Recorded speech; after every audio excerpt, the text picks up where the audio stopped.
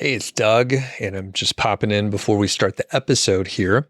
This is a rebroadcast because it's summertime, and I think right now when this episode's coming out, I'm probably deep in the mountains of Colorado, somewhere high up where it's not too hot. You know, you get up like 9,000 feet. It's a little cooler up there. It can be a little frosty, even in the summer. So I'm lazy, as many of you know. I was recording ahead and all this stuff, and I was like, you know what? We have hundreds of episodes. So let's go back. I listened to old episodes of my favorite podcasts as well. And I went back and I was like, you know what? This one's from a couple years ago. I chatted with my friend Dusti, who hasn't been on the show for a little while. And I miss Dusti. Hopefully she's listening to this. But anyway, we talk about credit card points a little bit. And back then I didn't really do too much with points. And I am learning a little bit more now. And I have like the Chase Sapphire. I have like the middle tier one. I have the Chase Sapphire something or other, and then I have the Chase Ink. And a couple years ago, I got like the Chase United card when I was flying a little bit more, and you get those sweet bonuses. So anyway, we talk a little bit about credit card points. We talk about, I don't know, we called it a cognitive meltdown. So that's a fun story. And then we talk about like saying no. So it's a fun episode. Dusti has good energy. I need to have her on the show again pretty soon. But I also want to let you know one other thing. As you may know, if you're a regular listener, we don't have ads anymore. We only had like one advertiser for a little while, but they left. We had a great relationship, but it was time to move on. And I really don't want to have advertisers again. So I hopefully have set up a couple ways where if you like the show, if you want to help support the show, there's a couple options. And usually we set this up so that you get value. So number one, there is a store, there's merch. So I designed a couple shirts, and there's the original plain shirt, which Carl Jensen drew by hand on his iPad. He created that logo. And then we have a couple other new ones. They're asparagus related, which is very fun. And it's a great conversation starter. If you're in your neighborhood or the grocery store, you walk around the produce aisle, someone's going to ask you, hey, is that asparagus on your shirt? And then, of course, if you're at a campfire or like economy, people are going to know what the asparagus means. So you got that. I also set up a page for like recommended products. So these are like shoes. I'm into these zero heel lift shoes. Zero is Xero. But anyway, I'm an affiliate for them. And same with like Chili Pad and Mint Mobile. So if you want to move over to a cheaper mobile plan. Anyway, there's some products that I literally use and recommend. And there's another link I actually set up. It's like an Amazon list of products that I use. So maybe it's like outdoor gear. So you can see the backpack that I have, or the headlamp, or the pocket knife, or whatever. Trekking poles, I use those too. So you could see the things that I use, or maybe like my sleep supplements that I use, or maybe the guitar picks or guitar strings. So anyway, I'm setting stuff up out there. So if you're buying something, it's not going to cost you any extra. In fact, you may get a discount on certain products, but it helps support the show. Usually it's like, you know, some small percentage. Usually it's like under 10%. Like Amazon is probably very low, hardly anything. But if you're ordering something and you're like, Doug talked about this supplement that's starting to make his hair grow back, then maybe check it out. And actually, if you know of such a supplement, you know what? I don't want it. I would still shave my head. Turns out it's a great cost savings. The cost savings for like shampoo and conditioner, and I think other people use hair dryers, or they have to dry their hair. I haven't done that in years. This is a good, sleek look, and I highly recommend it. But anyway, you can check out some of that stuff. And of course, if you just want to do a straight donation, there is the Buy Me a Coffee. You get extra content over there. And sometimes I'll publish something early. Sometimes I'll take a little segment and put it over there. Quick teaser. I can't remember when the episode's going to come out, but basically I interviewed Karsten, Big Earn. And I was like, hey, what is your withdrawal rate? Like, I know you're earning some money. Maybe you're not actually withdrawing, but like if you paid for your expenses, like what would the withdrawal rate be? And I don't know if I've heard him answer that specifically. Like he has obviously the very long series. I think there's like 63 parts at this point in time. but it's all about safe withdrawal. And I don't know if I've heard him say, yeah, we're spending X percentage. So I pulled that little clip, and well, that gives me a deadline. I'm going to have to pull that little clip, put it over on the Buy Me a Coffee area, because that's a fun thing. So anyway, if you want to support the show, that's the way to do it. I don't want to have ads because you have to have the back and forth. And then I hear other podcasts and they're like, oh yeah, I don't even know what they advertise, but I'm like, why are you promoting that? It's not fun. I don't think you use that product. And I don't even, if someone was like, should I get that product? You'd probably say, nah, I wouldn't get that. So I don't want to go down that road, but I do need to cover the cost. And, the software and the hosting, it costs a few bucks. So, all right, that's it. Let's get to the show now. Thanks for checking it out. Thanks for listening to me. I do appreciate it.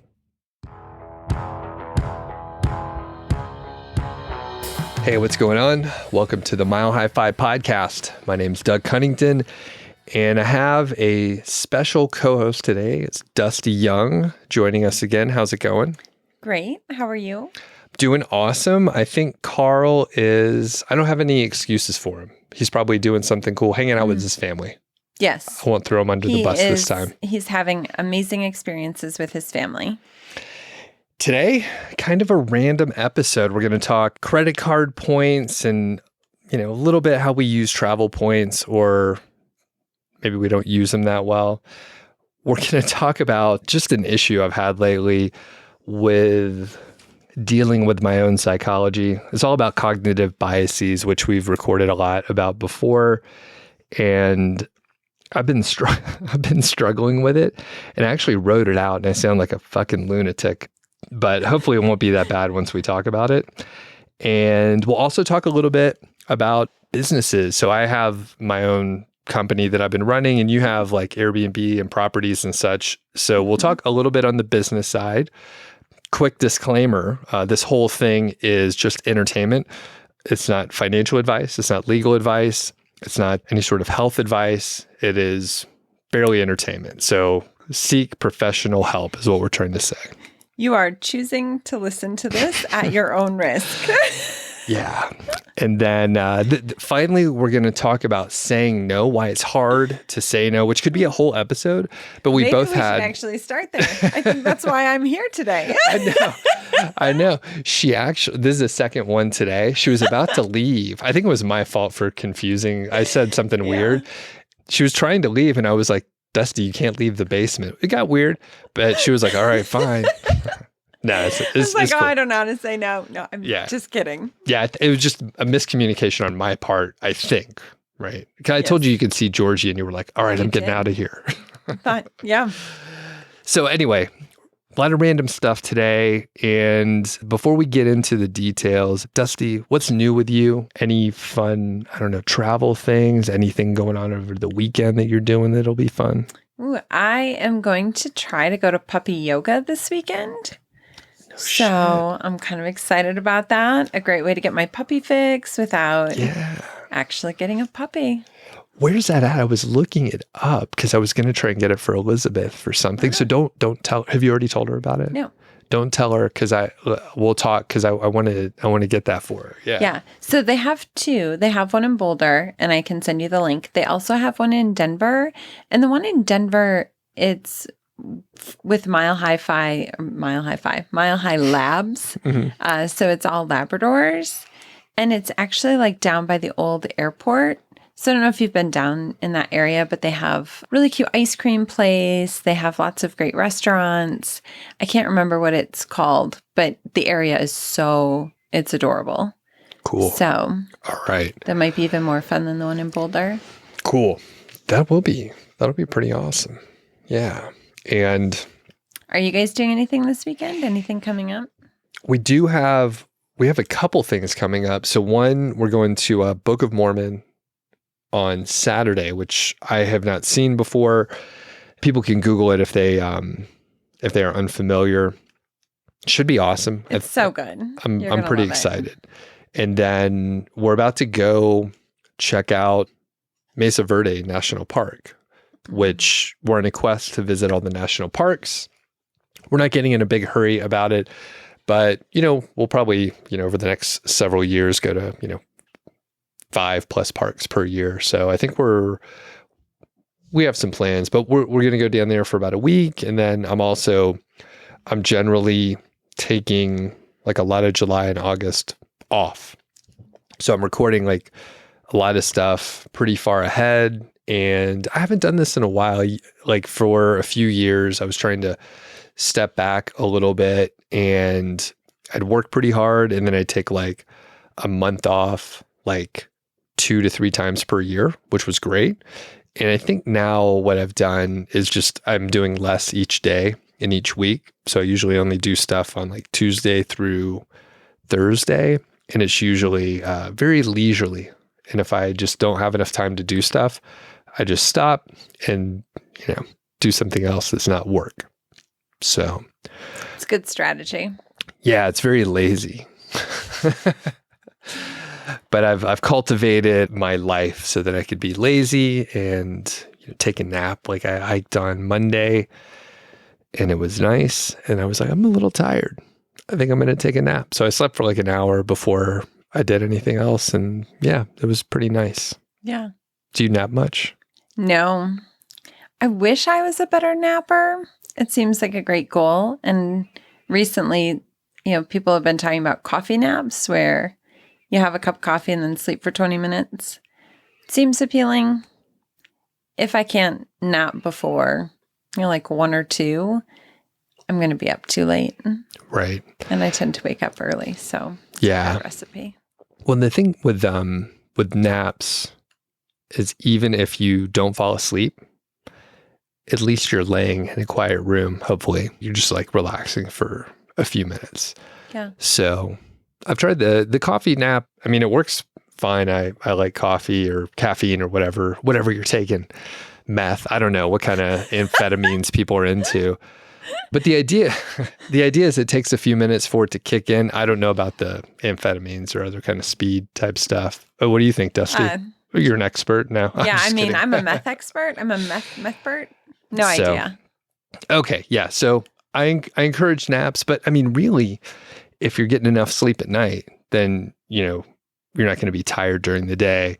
I'm not sure why those couple days I was a little tired, but yeah, I took a nap. It was good. So, all right. Sounds lovely. Let's get into more random stuff. Credit card points. I can't remember. Did I show you these notes beforehand? Do you have much to talk about? So I'm curious what you do with credit card points and also how you think about credit card points. Okay. This was a topic of conversation on a recent hike that I was on. And, I think credit card points can be fantastic. I am pretty deliberate about checking my credit card offers every month. So when I get that email come in, I check and I see, okay, if I use my credit card, what are the benefits that I'm going to get? Is there an extra percentage off here, an extra percentage off there? Can I use it for something that I already have? And that all makes sense. And, one of the things that was pointed out to me is a lot of times we purchase things with credit card points, it's still money, right? So it's not really free. We always say, oh, it's free. Well, you still have to deliberately set up a system so that you're earning the points so that then you can use them as money. Mm-hmm. And that takes time. So, right. So I'm curious what you do and how you maximize. I don't like that word either. Like, how do you just use it for your benefit? That's a better way to put it. Okay. So I'm pretty lazy about it. So to stick with the laziness theme. So we have, and I'll tell you the card specifically, we have a Chase Freedom card, right? So basic, that's the card that I had, I think before we got married, and I think we had a family card that was that. And it's fine. I think Chase, a lot of people do like Chase because of the flexibility with the points and transferring points to other programs and all that stuff. And I basically just use it normally, right? We recently switched over to a Bank of America card that I think I want to say gives like 1.5% or 2% cash back. It's sort of a higher end card, and it's better than, generally a lot of the cards out there. And I don't like, you were saying, hey, I check to see where I can optimize, whether it's gas or groceries or whatever. I never do that. I just buy the shit that I need at the time without consideration of all of that. And I don't optimize. So basically, I just want the simplest card, and I'm happy to give up the points for not have to make, I guess it frees me from making the decision. I'll tell you all my stuff and then I'll kick it over to you. So I have a business. So I have a couple business cards. Both of them are paid. So it's $95 a year for each one of them. One of them is the Chase Ink. And there are, there's different levels. I think there's a free version and there's probably like a $500 version. $95 does it for me. Like those are the benefits that I need. And I think it's fine as far as like getting, earning points. And I had a good bonus when I got the card. I also have a United card, which I realized I was going to be flying a little bit more. So they had a good bonus. I think I got 180,000 points if I spent $20,000 within 6 months, which I tracked my spending. I knew I was going to be able to do that. So I got the card, got a shitload of points. So that's kind of how I manage it. I don't get new cards very often. I don't enjoy the hassle. I don't enjoy some people really dig it, which is cool. That is great.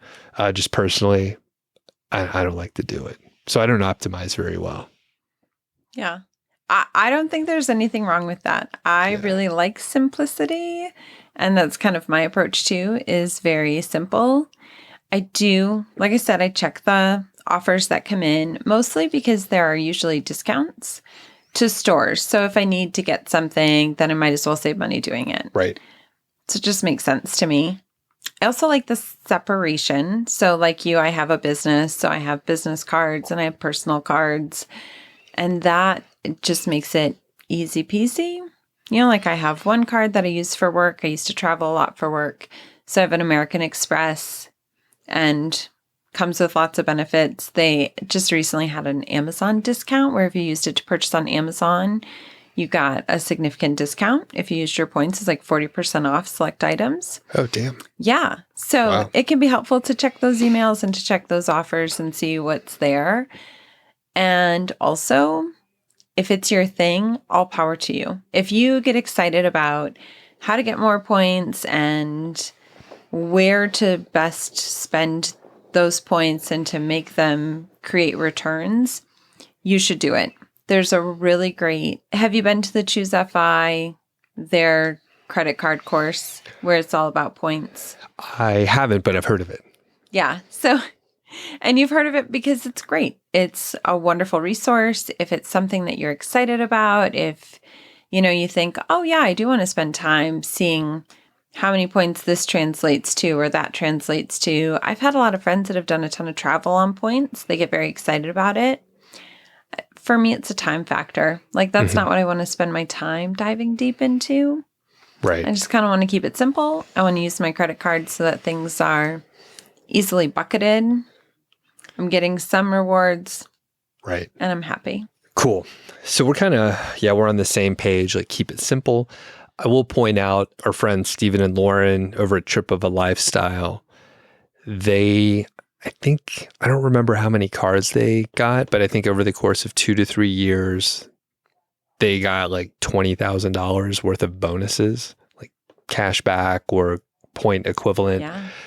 I think they got something like 40 cards and they just sort of staggered it. And the thing is, like, it's simple to do with one card, but it quickly gets a little complicated because, you can't keep applying for like the same bank's card. You have to give yourself a little time and you have to make sure if it's important that you like close the account so you don't have too many like revolving lines of credit and blah, blah, blah. Anyway, I've interviewed Steven on that for my other show. So we'll link up to that if I can remember to put the link for it. And you could, do a system. You don't have to do it as aggressively as they did, but you could do it, or you could do, the spectrum, right? Whatever feels most comfortable for you. But I mean, it's a significant amount of money that over, basically a small amount of time that doesn't really require much work or effort. It's just a little planning. And if you dig it, then it's a great thing to do. I don't. I don't. I really like this question that you put in here about, do you hoard points? And do you? And in addition to credit cards, what about things like hotel points or rental cars or? Yeah. So I put it in there because I realized I did hoard points. So for credit cards, I've gotten better where I'm just I was saving up points so I can do something with it. But it's you're losing money to inflation. It's real dollars, right? So I could get cash back, right? So at some point in the last 2 years, I was fuck this. I'm just getting cash back. I'm not going to save it for someday in the future to do something. I'm just going to get the cash back right now and get the cash value now, not some earned value in the future, right? So it's pretty tough to do. And it does tie back to our other episodes on cognitive biases. I don't know which, probably 5 biases it covers, but there's some weird psychology going with it. Do I hoard points? The answer is yes, but I'm trying to get over it. So quick example, I'm going to visit my sister in Richmond, Virginia pretty soon. And I have 190,000 points with United. And I'm I've been saving the points, blah, blah, blah. Been accumulating more.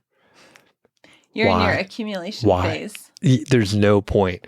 So I'm I'm just going to use the points. Of course, there could be some point exchange where the flight is a really bad deal or something like that. But this one was roughly okay. I tried to equate the points to the dollar value, and I'm I think it's probably close enough. Who really gives a shit? I have all these points that are going to go away, or I'll use them. So I'm trying to use the points, and it's a lot of, 200,000 points is a pretty good amount. So I started to use it. And the thing is, I do hoard points, but I'm trying to get over it and just get those bonuses, move forward, stop saving it for some future time that may not come. Do you hoard points? I don't intentionally hoard points, no. If I have the opportunity to use them, I will. Yeah. And I try to use them for something fun. I was curious about this, though, because I had listened to your episode with Carl and Mindy, and they were talking about just kind of that money mindset of how do you go from a saver to a spender? And I think it applies to more than just money. It's things like this with the points where, I have to hang on to it. I have to hang on to it. And you even said, I was accumulating, right? You're in the accumulation phase of points. Yeah. That's what the credit card companies want you to do, right? They want you to just accumulate the points and never use them. And I'm I'm going to cash these fuckers out. I'm going to use these points. I'll show you. Yeah. So, and the thing is, when I used to, it's been many years since I traveled for work, but I accumulated a ton of points, and I think I hung on to them for 6 or 7 years. And then eventually Elizabeth and I went on vacation, took first class flights, and it was great. It was, it was worth it. But now, a little bit older, I'm okay, I can use them for that if possible. But we're also, fortunately, luckily, we're in a position where if we really wanted to get those luxury seats, we could pay for it. Now, I don't know if we would. I'm transitioning into our biases here. So I'm going to lay it out. I'm going to try and do it as quickly as possible. I'm going to throw out some numbers, but it's pretty straightforward here. People might remember that I had in air quotes, a free gym membership. So we used to live at apartments just down the road here. I was friendly with the office manager, the office staff. And when we moved out 3.5 years ago, I said, hey, I'm going to live down the street. Is it okay if I just come in here to work out? It's pretty empty most of the time. They said, sure. It's no problem at all. You just, have to come in during office hours when the doors open. I don't get like 24-hour access. And I was like, that's cool. No problem. Never very crowded. Nice enough gym. There's fast Wi-Fi. I enjoyed the place. So I've been going there for a while. And then earlier this year. When you say a while. 3.5 years. Okay. Yeah. Yeah. So a pretty long time. Good ROI. Yeah. Yeah. It was a great deal. But I was, like I said, I was friendly. Some people are dicks to the office staff or whatever. Like I brought cookies from the Christmas cookie party. The manager was Filipino as well. So I brought her some chicken adobo at one point. Yeah. You're I'm kind. nice. Yeah. And once I got the free hookup, I was like, well, I got to make sure we keep on the good side of this. So anyway, my friends, slowly, some of the team cycled out. Then some people got promoted. They're working at different areas. So earlier this year, the manager said that she was going to be leaving. It was probably going to be okay, but she couldn't say. She was just not going to be there. So she was like, you can do what you want. I'm not going to tell on you or anything, but they may ask you not to come here anymore. Like this podcast, at your own risk. So I kept going. Why not give it a shot?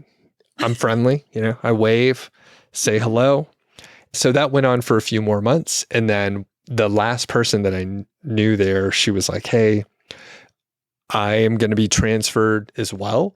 And I don't care. The new manager is here. She doesn't really know like the hundreds of people that live there, but this other office person, she doesn't want you to come here anymore.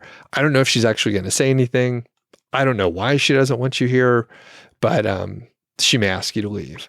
So I was like, I've had a good run here. I kept going for like another month or so.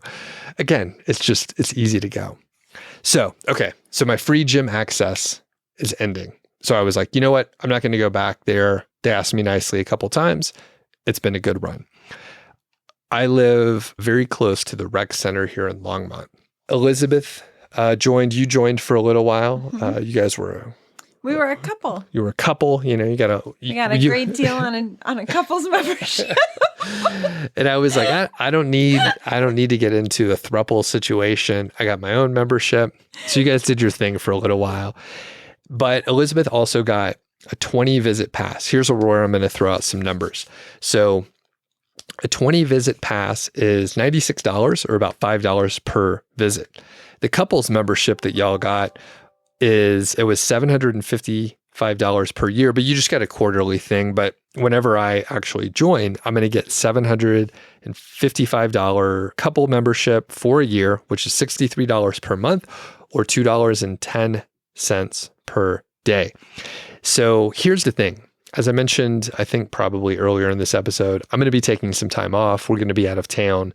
So we have something like 10 visits left on the pass, and we're going to be going out of town for several weeks. So I was trying to figure out the optimal solution, the very best way to either get the couple membership for a year, use the 10 passes, the 10 visits left on the 20 pass card, and whether I should work out or not. So that was what it was coming down to. I was like, I think I want to work out, but I'm going to have to use one of the $5 visits on the 20 pass card. And I was like, maybe I won't work out because I don't want to use it up.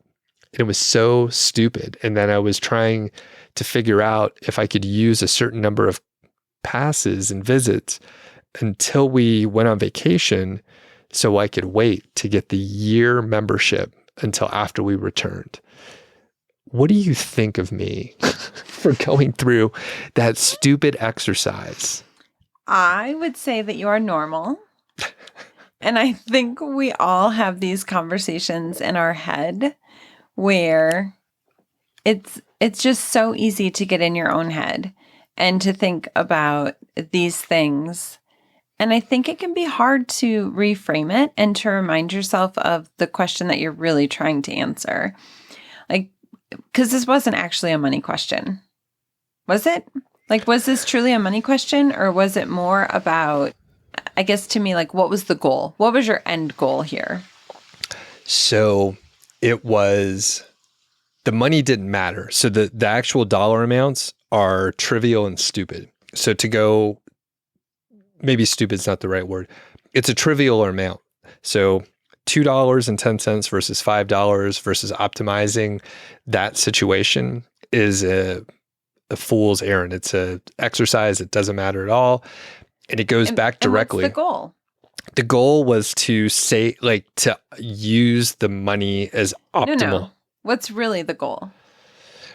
What I wanted to go work out. That was the goal. Yeah. So eventually I was just like, I'm going to go work out. And I was like, I was talking to Elizabeth and I'm like, I'm debating all this stuff for like a very small amount of money. And the big thing, the reason why I was struggling, which is the cognitive biases, which I'll let you hit the punchlines here in a second, but it's exactly the habits that Carl and Mindy struggle with, because this is the bullshit that we used to think about, that we should just stop. Like, we should stop thinking about it. Yes, I know for some people, like, that makes a difference and spend the time to figure out the optimal solution. But for me, it doesn't matter. And the big thing is the health is the most important thing. So like, being healthy is way more valuable than $750 a year for both of us, right? We're only talking $2.10 or maybe $5 per visit. And I'm drinking a beer right now. I've drank more than the $100 pass in an evening or in an afternoon, not even a night drinking situation. Well, and if you, it's so think stupid. about it, it's like, how many $5 mistakes could you make? Right. This is like a $5 mistake. Yeah. So how many $5 mistakes could you make before it would actually impact your financial situation? Yeah. Thousands. Yeah. So then you think, and you're right. You did put some potential biases that you're struggling with. And I also just want to point out that I can appreciate that you paused and that you could have that relationship with your partner, with Elizabeth, to say, what am I doing? Because then you can think about, like, how could I do it differently? What would I do differently next time? Because if you thought about that at all, like, when you are struggling with loss aversion, and just to remind people what that is, it's the tendency to prefer avoiding losses to acquiring equivalent gains. So Doug was reluctant to use his 20 visit pass because he didn't want to lose the value of those visits. And instead, what if you could reframe that, or thought about loss aversion as, how many workouts am I missing out on? And is that worth the trade-off? Yeah. Yeah. And I mean, now just quantifying it, like I said, there were 10 visits left. I mean, we're talking about $50 that I was struggling with. I was like, oh no, what am I going to do? Do it. Yeah. And it's like, how do you remind yourself that you're doing it so that you can not continue down that path? Like, so that you can stop doing it again and again and again. It's harder. The longer you do something, the harder it is to change that habit. Yeah. And I think it is kind of ingrained in our brains to think about this as like a financial thing, when really it's, I want to work out, and I want to work out now. I don't want to work out in 3 months when I get back. I want to, right. Yeah. like, I just want to walk to the gym. I know. And I was just like, I don't want to misuse this, but it didn't really matter. There's a lot of waste in the system anyway. And it's like, we try to avoid it, but it was just silly once I realized it. So the other couple that I noted here was sunk cost bias, which that's one of the toughest ones for me. I've gotten better over the years, but you put money or capital or resources or your effort into anything, and it's hard to let it go. Impossible. Yeah. I struggle with this one a lot. Do you have an example? I'll let you think. I'll talk for a second here. But with the sunk cost bias, like you have to essentially ignore the past and look at your present situation and the future and the best decision at that point without considering the past. So it's really hard to forget the past, right? Especially if you have invested something into it. Yeah. And when it's shaped who you are. And I'm hesitant to say this example publicly. Well, you don't have to if you don't want to. We'll come back to it. I don't want you to, number one, I don't want to have to edit anything, but also. Good point. No, but you could think about it. Yeah. To me, I was thinking about work. Like I have worked for the same organization for 17 and a half years. And I do think that an organization with so much longevity, if you were to think about leaving, that goes through your mind because that is such a big part of the time that you've invested, the energy, the resources. And so, like, if you've been with an organization for a long time or you've had the same job or you've lived in the same city, I think all those things come to play where all of a sudden it's harder to leave. It's harder to move. It's harder to take on a new job. Yeah. Well said.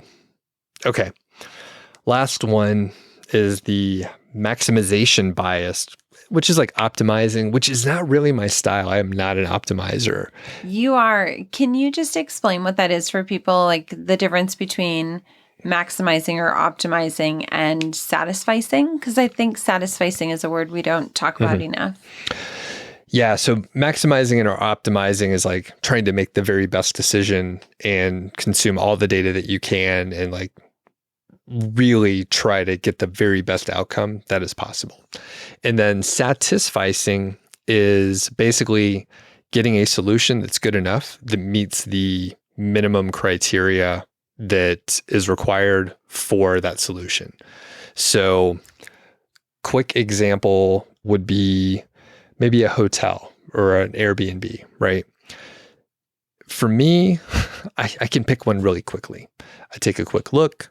The reviews are good enough. It's generally in the right location, meets the budget, right? I'm literally going through the checklist of things that it needs to meet on a minimal basis. My wife, Elizabeth, she's a maximizer. She'll look through like 50 of them. She'll look through all the details. She'll look at as much information as possible. And then she'll look some more. And then maybe she'll book it. And then maybe she'll keep looking to see maybe if there's a better option out there that pops up. Maybe there's a cancellation. I would never do that. I just get the minimum and move forward. And if people want more details, The Paradox of Choice by Barry Schwartz, which I just read, I think you could probably read a summary of it and get the main idea. And then I was going to throw one more in there from another book that I just read. This book, the book is called How Not to Die Alone by Logan Ury. And she talks about how there's the maximizer, the satisficer, and then a hesitator. And the hesitator is the one that is so overwhelmed by options that they just retreat and don't do anything at all. So they stop the continuous search and they stop continuing to look and they just retreat and like, oh, guess I'm just going to keep putting it off and kicking the can down the road because I don't want to look at the options. That's awesome. That's a more modern book, right? Yeah. Okay. And I was going to say, like, now with sort of like the online world, I think Paradox of Choice was written like in the early 2000s or so, the aughts. And a lot of the research was done, 80s and 90s. So like now we have a million, like on Netflix, Hulu, right? Like how many, I unfortunately used to do this. I try to just don't touch the remote control, but like, I'm just like, I can't make a decision. There's like there's hundreds or there's thousands of things that I can scroll through and I don't know what to watch. I'm like, I'm just not going to watch anything. And I have just turned off the TV. I'm like, this is wasting my time. But now with like social media or like endless choices on YouTube or whatever, people maybe will hesitate and they're just like, this is too much. I can't handle. Our brains weren't really made to like deal with that much input, especially on the social media side. Yeah, it's way too much. Yeah, man. All right, this is a random episode. Is there anything else with biases? Is there any other, or are there any others that you can identify off the top of your head that were mixing me up in this situation? Nothing that I can think of in this situation. I will say I have other. I have other thoughts. So I feel like I would be remiss not to say this with so many people listening. So many people. One of the things that keeps me from getting a rec membership is that it costs 18% more as a single person than if I had a couple. So if I'm coupled up, it's less expensive than if I just have a solo membership. And for some reason, in my head, the goal is not money. The goal is working out. The goal is having a place to swim and to sauna and to occasionally lift weights. And also, I'm struggling with a lot of these same things where I'm just like, no, this is not okay. The sauna is good. It's hot in there. Like, it's a decent sauna. You've been in it before, yeah? Mm-hmm. Okay. And I'm a firm believer in, like, saunas are so good for your health, for your mental health, your physical health. And yet, still stuck on the 18%. And we looked, there's not a nanny option. Yeah, there's not a nanny for Georgie. Yeah, I was like we're like, oh, can we just add another person for the household? We're like, we'll say we're a throuple, and then they'll be like, oh, well, we can't discriminate against people's lifestyle choices or whatever. But they don't have that option. So we looked into it. Thank you. Yeah. You know what? I should just give you the remaining passes so you can hit the sauna at least a couple times this summer.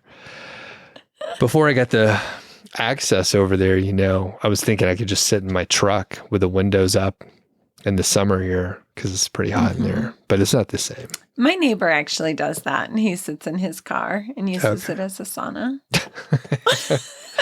I mean, it gets hot in there, so I don't know. Sure does. All right, so let's start wrapping it up here. I talked about myself pretty much the whole time. So we talk about this last one a little bit. Yes, that's what I want. Yeah. Okay. Yep. Yeah. So that is the last one. Why don't you intro it? Yeah. So I'm not sure if it is a product of being from the Midwest or maybe it's a middle child thing. I have a really hard time saying no. To me, that word, and I'm better now. I have done a lot of work on just practicing the pause and not giving an answer right away or saying, thank you for trusting me with that. I need a day to think about it. Thank you for this opportunity. I need 48 hours to consider it. And I still have my stomach squirm when I have to say no. And then I also feel the need to justify, right? Like, I can't do this for you because da. And then I think, well, Dusti, what are you doing? Like, just say you don't want to do this. Say no. And actually earlier I saw this book that Doug has on the top of this list, and I asked if I could borrow it, and it's Hell Yeah or No. I was like, man, how do I get better at saying no? But you seem to struggle with the same thing. Yeah. And quick note, that book is by Derek Sivers, and we'll link up to it. I think technically you could read a lot of it on his blog, but you could borrow the book. I actually got the print version here. Yeah, so I've gotten a lot better. I'm also a middle child, and I don't know if that has a lot to do with it. Middle children are, the forgotten ones. Yeah. We sure are. But I've gotten a lot better. However, while we were doing like we were just talking. I was going to say a pre-interview, but we were just talking, and I was like, you know what? I find myself in a situation where I'm a little bit stressed out, which I usually don't get stressed out. And it's going to impact some of the vacation, which I was intending on not doing any work, but I am flexible and I don't work that much. So I was like, I may be able to do this thing, which I'll explain some of the details in a second. But when we were chatting, I was like, I should have just said, no, I'm on vacation. I'm not going to fucking bend over backwards, right? It was really not a big deal, but here's why it's a little stressful.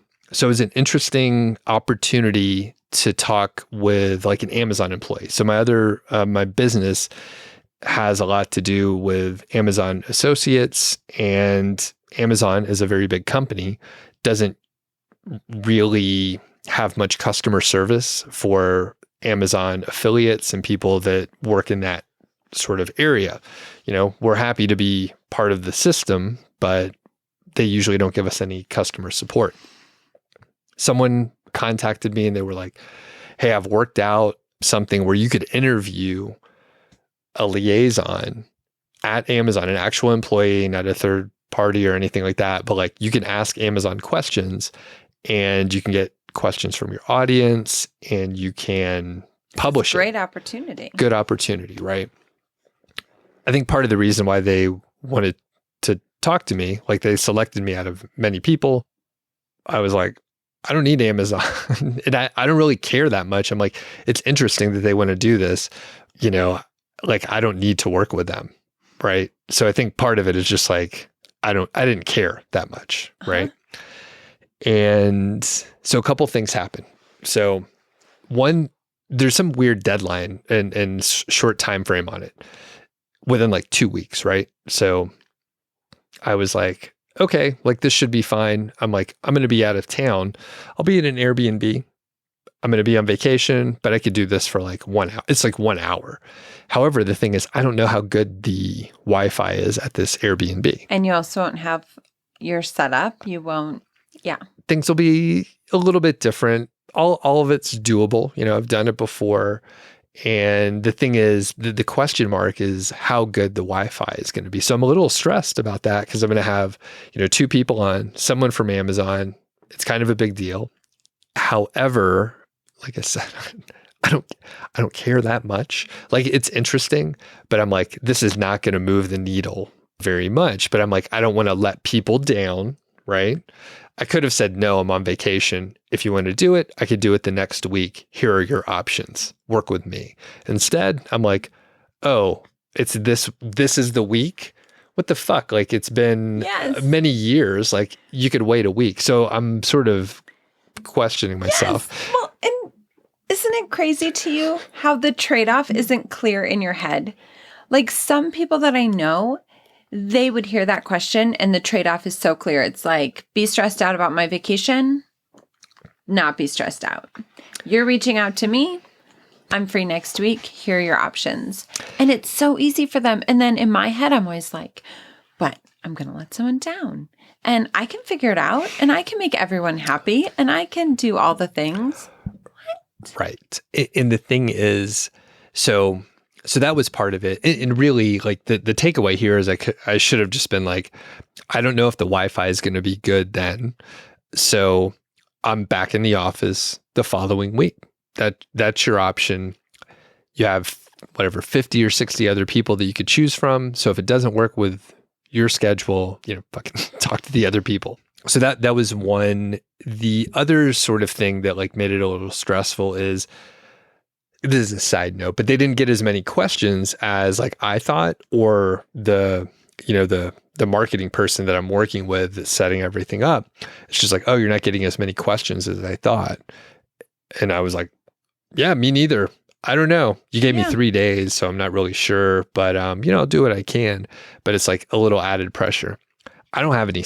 I mean, the fact is that person has some skin in the game. I don't have any skin in the game. So it's like, I mean, I don't want to let him down, but at the same time, it's like, I don't give a fuck that much, I guess.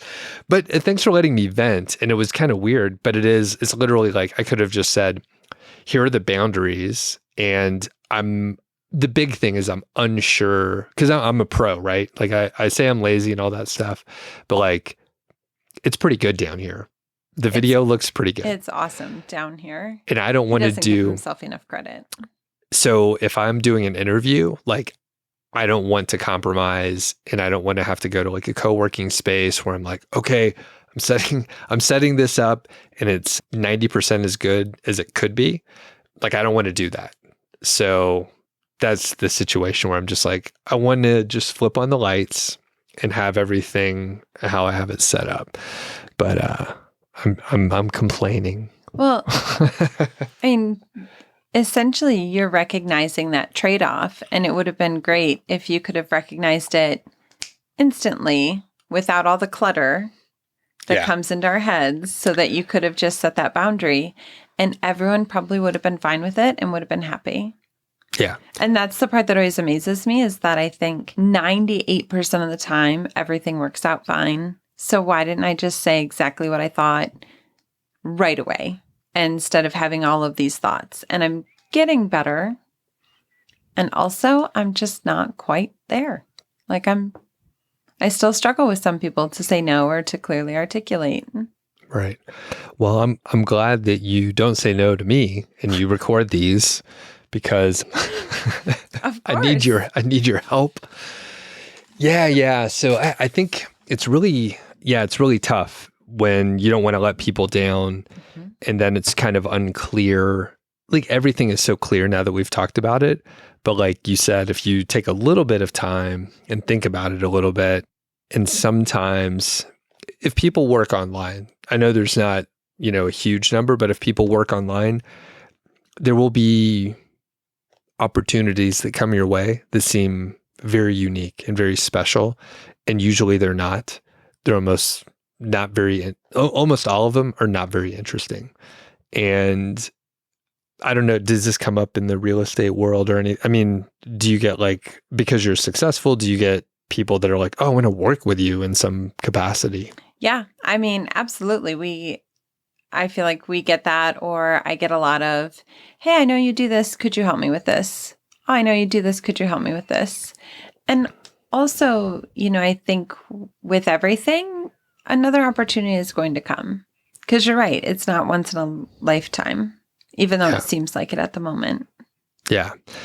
And then when you see so many of them, like occasionally, like this one did seem a little interesting, but at the same time, like you hear me, I'm just like, I lost my enthusiasm a little bit, and I'm like, yeah, I don't care that much. So luckily this episode will come out after the conversation and the other episode goes live, but we'll check in later to let you know how it went, because I don't know. I may try to record it at the, I think there's a Walmart close by. So I could drive to Walmart. They have good Wi-Fi. Yeah.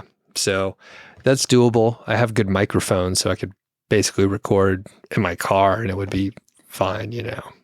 So anyway, all right, Dusti, anything else on your mind?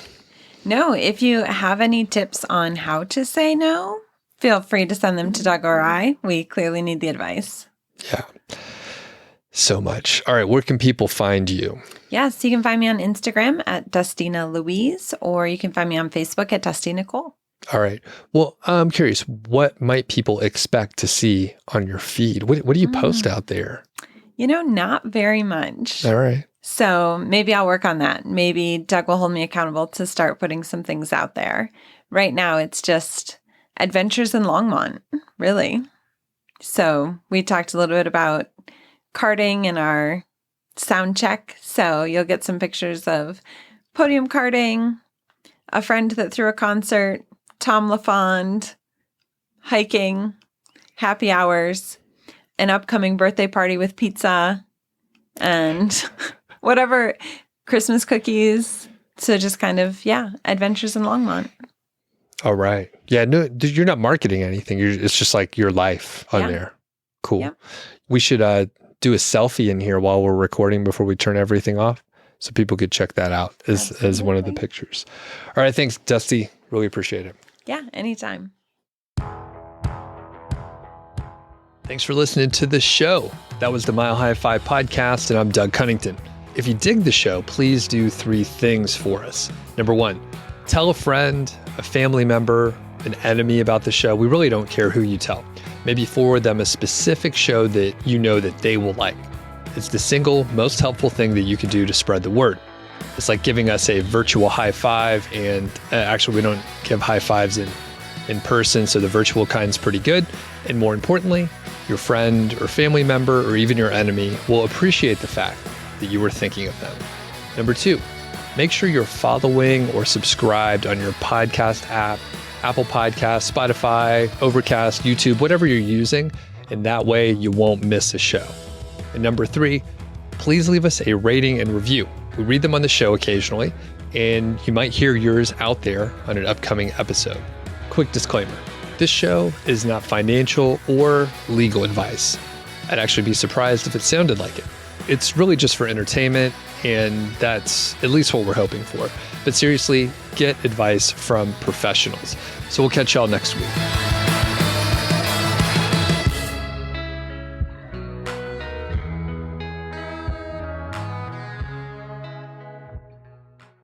We hang out sometimes, Dusti, and recently we were invited to our friend's birthday named Kyle. Shout out to Kyle. Thanks for inviting us. And it was super awesome. It was at this go-karting place called Podium. Is that right? And I raced. It was pretty fun. And tell the story. Did you race? What was the story? I watched. I thought it was going to be scary. So after being there, I would totally race. Okay. But I did think it was going to be a little more intimidating than it was. Yeah. I had been one other time, and these are much different than like go-karts when we were like growing up, where you may see them at like the putt-putt place or whatever. These are like little race cars. They go like 40, 45 miles an hour or something like that. And they are it's like a very stiff suspension.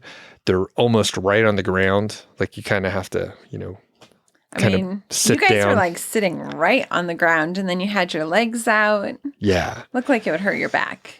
The back was okay. The thing is, it's very sort of like physically demanding as far as like turning and like, And really. this. Yeah. And it's a lot of vibration and stuff like that.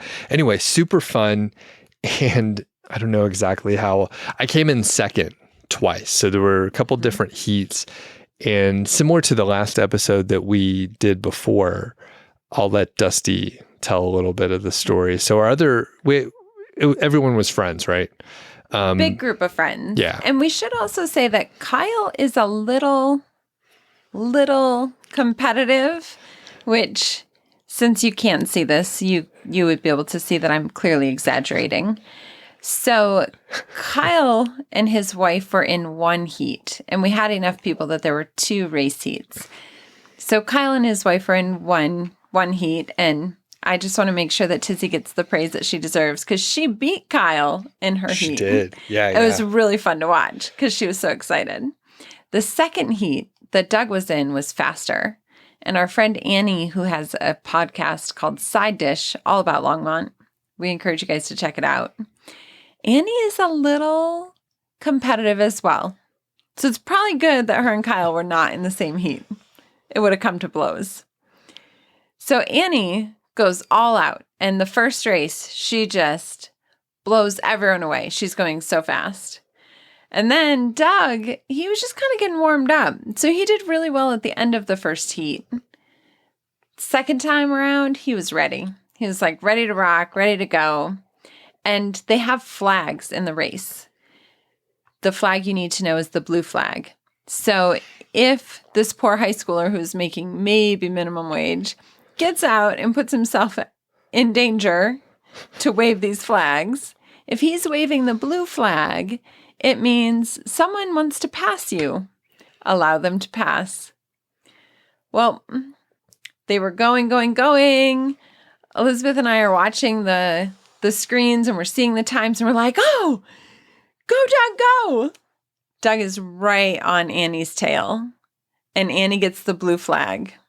But Annie didn't realize that she got the blue flag. So she's like looking behind her. She's like, that can't be for me. But I was like right on her bumper. Yeah, she couldn't even see me. I was so close. Yeah. Do you think if you had gone out to the side a little more, made it a little evident, or maybe given her like a little love tap? Can you love tap and go-karts? I think if I would have done it, it would have been like a small collision, not a love tap. A love tap. Yeah, I didn't have quite enough control. The funny thing, we placed, we were very close. We were then like hundredths of a second apart in the first heat, and I started right behind her. So I was like, oh, cool. And for the people that haven't done it before, it's all based on time. Yeah, so how fast your lap is, not how fast the total race is, but just who has the fastest lap. Right. And it doesn't matter like if you start, last or you start first. Like it's not like you have to pass everyone and finish first. It's a race against yourself, basically. Yeah. As long as people get out of your way. So as long as people get out of your way. But the thing is, Doug's I was not right saying under anything, Annie. I was right on her bumper the whole time. I was actually hoping that I could lag back far enough where I didn't need to pass her and then just be able to like get one faster lap. Now, she had the fastest lap. I was just behind her. But the thing is, I had the best overall time. So that's the one piece. And Annie was actually very apologetic. I didn't care. I'm not super competitive. And I was like, that was pretty funny. But she was like, oh my God, I'm so sorry. I didn't really know. Fun. I thought it was for someone else. I was like, why are they showing me the blue flag? So it was really fun. Highly recommend checking out those go-karting things. And I think you ladies were like, hey, we should do like a ladies group, right? Absolutely. Yeah. I definitely want to go down there for ladies' night. Yeah.